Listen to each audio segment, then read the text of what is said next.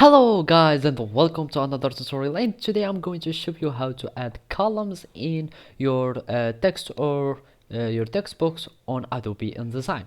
So now you will need to open your InDesign software and follow these simple steps. So the first thing that I will do in my example here, I will just create a new text box and I will just fill it.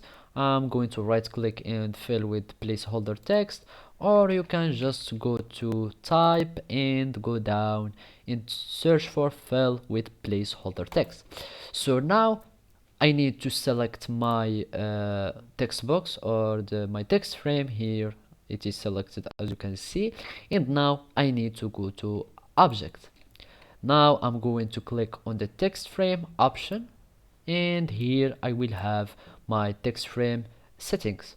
Basically you can have many settings, but we want the columns settings.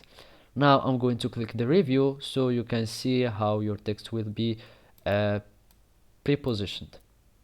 So I'm going to add three columns, and as you can see now you can add columns. And basically if you want to have like some equal columns, you will just click balance columns and you can add as much as you want. If not, you can't you can just add their widths as you can see and balance the columns.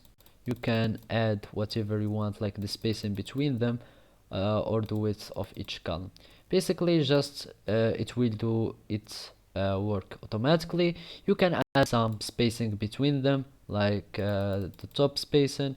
Also you can have them like not like linked between all the space between all the positions or orientations, and you can have multiple settings that you can add or do until you have like the desired option. Because as you can see, without the spacing you can see like the text is too close to the frame, so you may need to have like some spacing between the frames in the text. And then after you add the numbers that you want of the frames, you will need just to click OK, and now you have your frames or your columns that uh, have been added successfully to your text box in Adobe InDesign.